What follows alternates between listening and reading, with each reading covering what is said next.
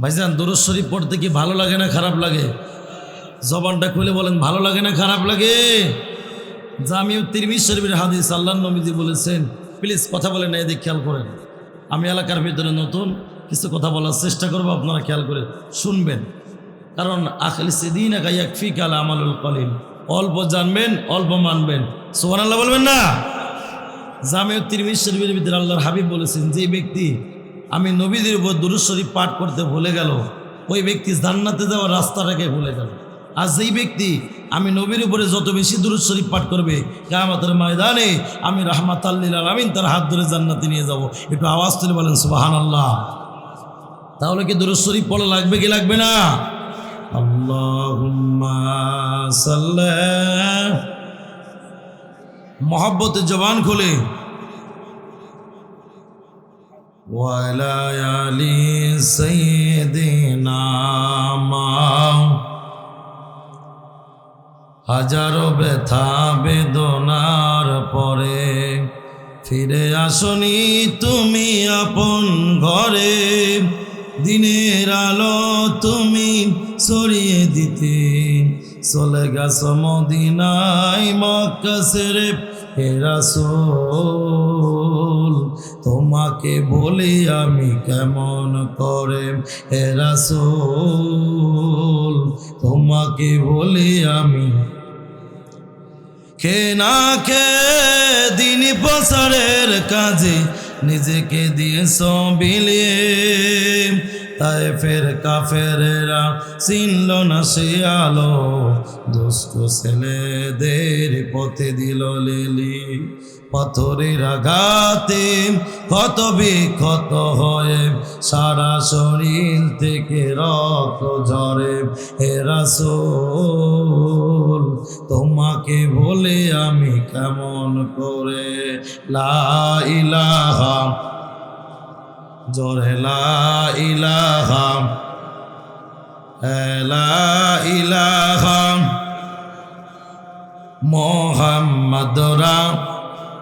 ও ভাইজান কত সুন্দর মাদিনা, আমরা কেমনে যাব জানি না।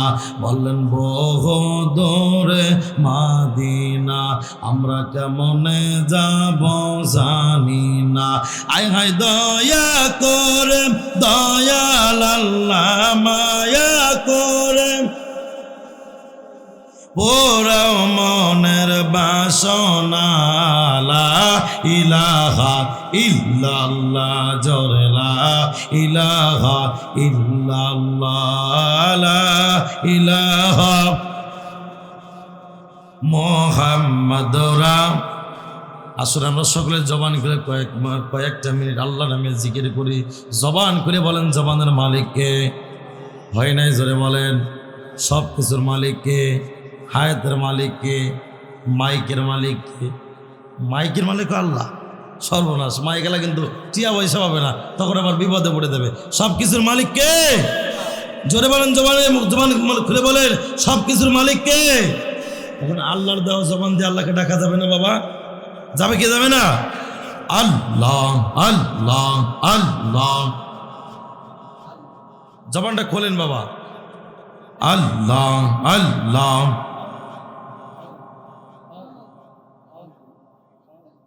লা ইলাহা ইল্লাল্লাহু মুহাম্মাদুর রাসূলুল্লাহ সাল্লাল্লাহু আলাইহি ওয়াসাল্লাম। আল্লাহ পাক জান্নাতের বাগানে আমাদের মতো বান্দাদেরকে, আমাদের মতো গোলামদেরকে আশার বসার তৌফিক দান করেছেন। আমরা খুশি না বেজার? পিছনে কি আপনারা বিরোধী দলের লোক নাকি ভাই? কথা বলেন না কে? জান্নাতের বাগানে আসতে পেরে খুশি না বেজার? যে যে খুশি জবান করে বলেন আলহামদুলিল্লাহ। শতকোটি সালাম রহমত জান্নাত বর্ষিত সেই রাসূলের উপরে, যে রাসূলের ওসিলায়, খুব খেয়াল করেন, যেই রাসূলের ওসিলায় আল্লাহ পাক আমাদেরকে কুল কায়নাতের ভিতরে আশরাফুল মাখলুক হিসেবে আখ্যায়িত করেছে। যিনি আসমানের নবী, জমিনের নবী, সাহাবীদের নবী, ফেরেশতাদের নবী, নবীদের নবী। আল্লাহ ডাকতে বলে, স্বয়ং আমি আল্লাহর নবী। সোনাল বলবেন না?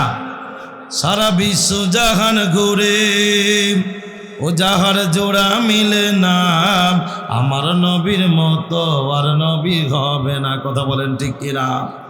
আমার বন্ধুগণ, আমার বাবাজির, আমার সময় সংক্ষেপ। আমি আপনাদের মাঝে দোয়া চাওয়ার জন্য, কিছু কথা বলার জন্য আসলাম। আমার কথাটা মিলাই নেবেন প্লিজ, আমার দিকে লক্ষ্য করেন। আল্লাহ তাআলা দয়া করে মায়া করে আমাদের মতো বান্দাদেরকে, আমাদের মতো গোলামদেরকে, আমার বাজানেরা এমন একটা জায়গার ভিতরে আসার বসার তৌফিক দান করেছেন। আমরা তো অনেকেই জানি না। আজকে যখন এই ময়দানে আমরা মাহফিলের জন্য আসতেছিলাম বাড়ি থেকে, ওই বাড়ি থেকে যখন রওনা দিয়েছিলাম, বাড়ির আশেপাশে ডানে বামে পূর্বে পশ্চিমে আমাদের মা, আমাদের বাবা কবর থেকে ডাকতে বলতেছিল, বাবা সন্তান,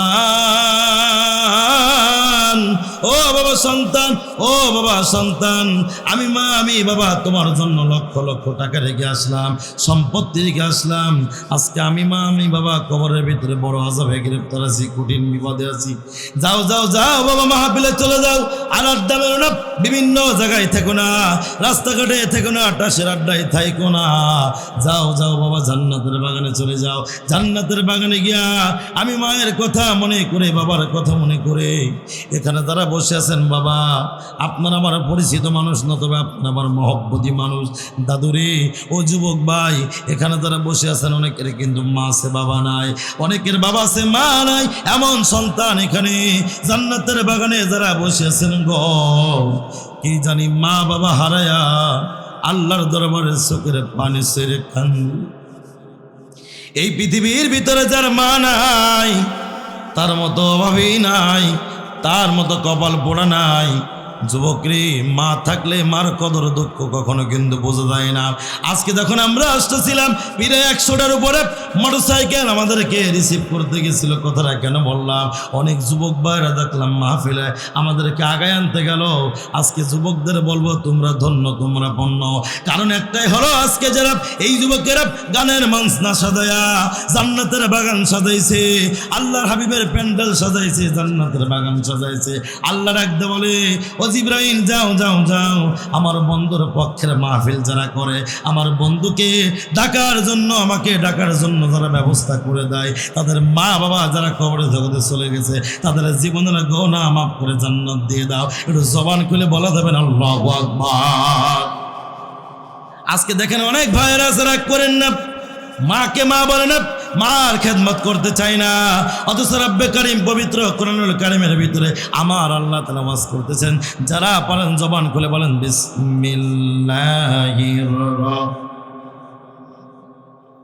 وَقَضَى رَبُّكَ أَلَّا تَعْبُدُوا إِلَّا إِيَّاهُ وَبِالْوَالِدَيْنِ إِحْسَانًا। একটু জবান খুলে বলা যাবেন আল্লাহু আকবার। আল্লাহ পাক রব্বুল আমিন ডাকতে বলে, সাতক্ষীরার মুসলমানরা আমার দিলটাকে ঘুরাই দেন।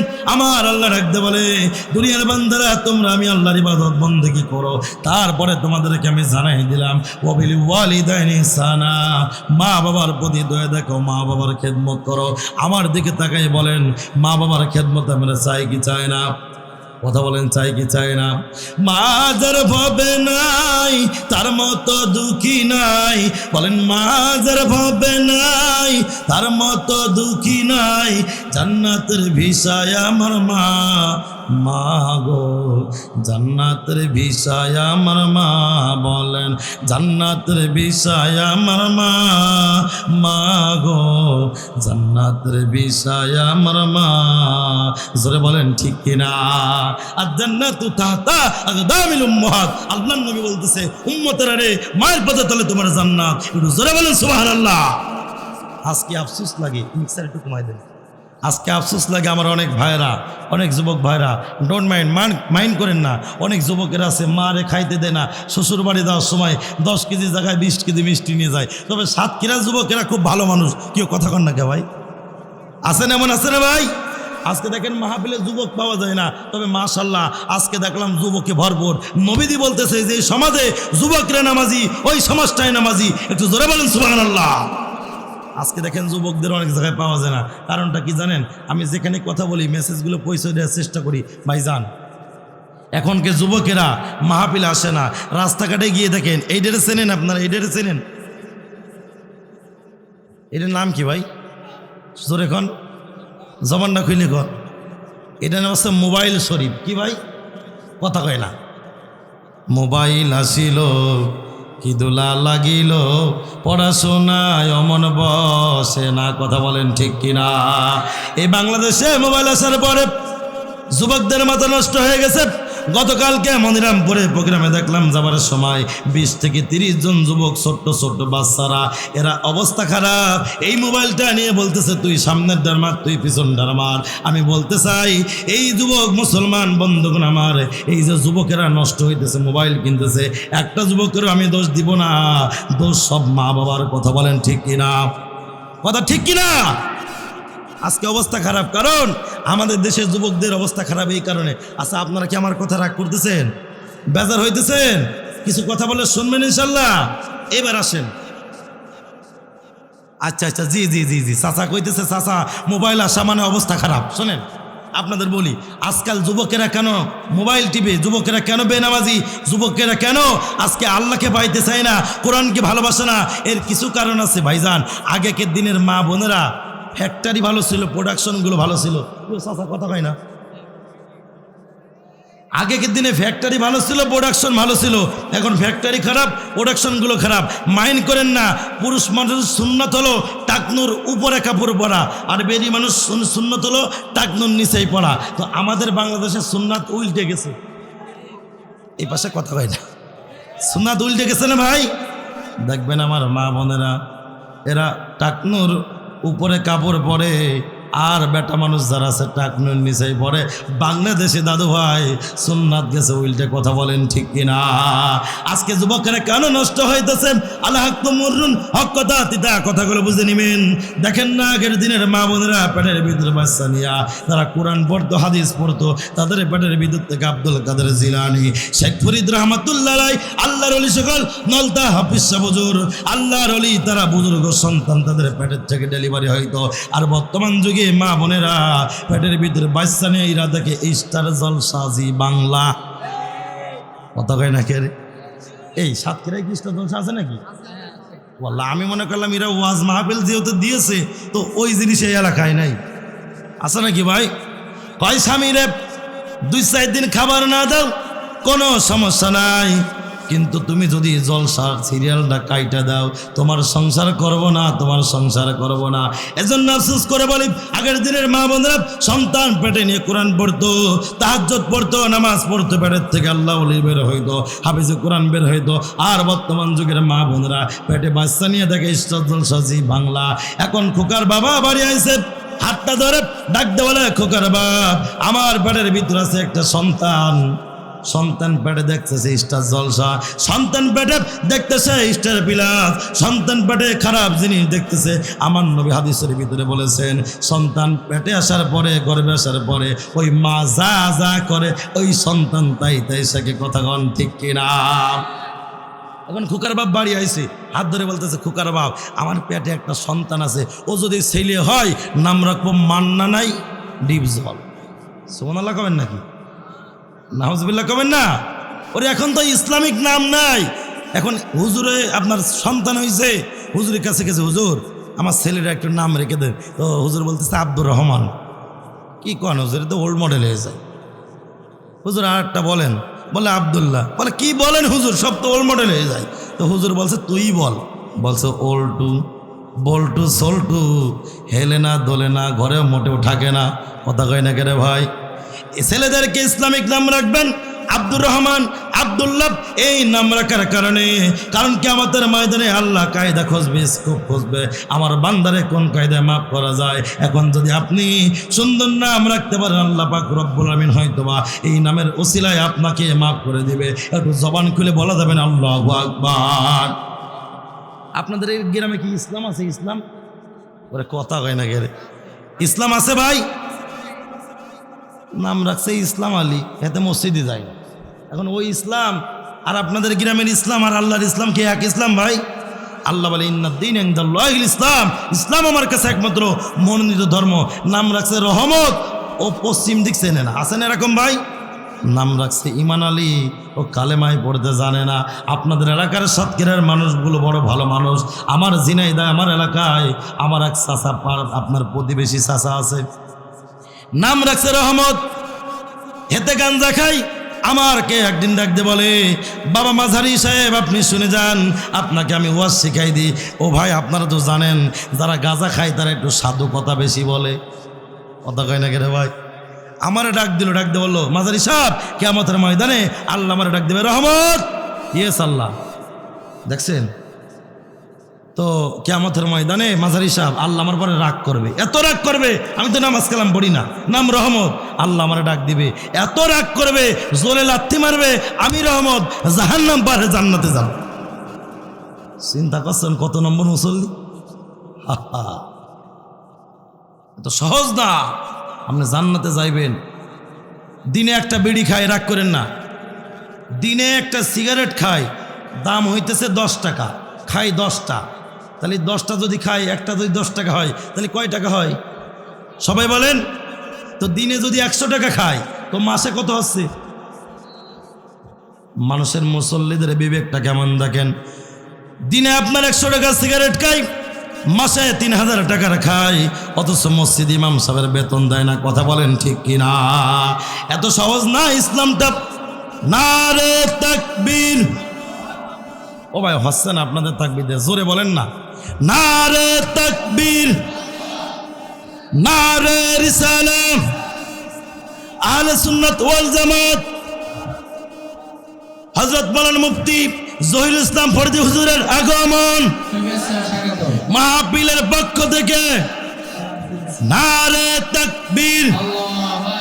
ফরিদী হুজুরের আগমন মাহফিলের পক্ষ থেকে নারে তাকবীর। সম্মানিত উপস্থিতি, আলহামদুলিল্লাহ আমি সংক্ষিপ্ত সময় কথা বললাম। আপনারা কি আমার প্রতি কষ্ট পাইছেন? ইনশাআল্লাহ পরবর্তীতে কোনদিন আসি, বাকি কথা শোনার চেষ্টা করবেন। আসসালামু আলাইকুম ওয়া রাহমাতুল্লাহ। সম্মানিত উপস্থিতি, এ পর্যায়ে আপনাদের সম্মুখে আমাদের প্রধান মেহমান উপস্থিত। তো আমাদের প্রধান মেহমানকে বরণ করে নিয়েছেন আমাদের মাহফিলের পৃষ্ঠপোষক জনাব মোহাম্মদ জুলফিকার আলী সরদার সাহেব। আমি হুজুরকে বরণ করে নেওয়ার জন্য আহ্বান করছি। হুজুরের সফর সঙ্গীকে বরণ করে নিয়েছেন আমার ইমাম সাহেব জনাব মুফতি আব্দুল সাত্তার আজিজি হুজুর।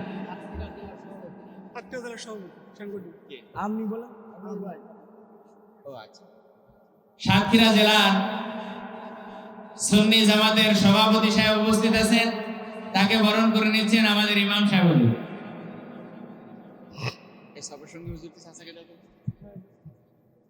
এবার হুজুরের সফর সঙ্গীকে বরণ করে নিচ্ছেন আমার চাচা জনাব মোহাম্মদ হাবিবুর রহমান রোজু চাচা।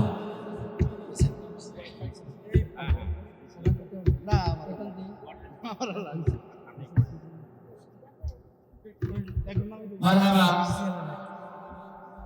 সকল মেহমানবৃন্দ, বিশেষ করে আমাদের সামনে উপস্থিত যারা হয়েছে দূর দূরান্ত থেকে, মাহফিল কমিটি এবং যুব কমিটির পক্ষ থেকে আপনাদের সকলকে মোবারকবাদ জানাচ্ছি। তার সময় নষ্ট নয়, এ পর্যায়ে আপনাদের সম্মুখে কথা বলবেন।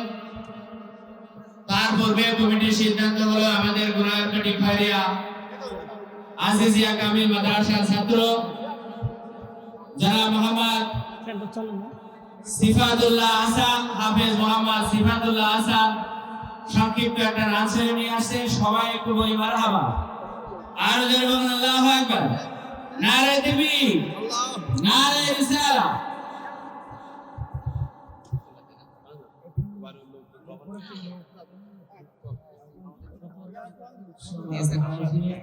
আসসালামু আলাইকুম ওয়া রাহমাতুল্লাহি ওয়া বারাকাতুহু।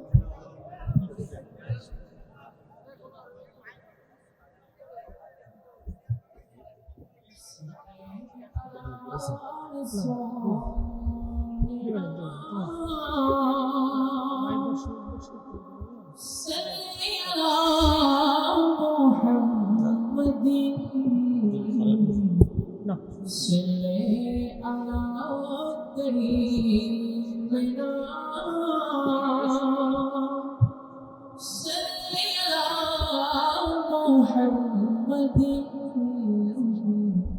صل على نبينا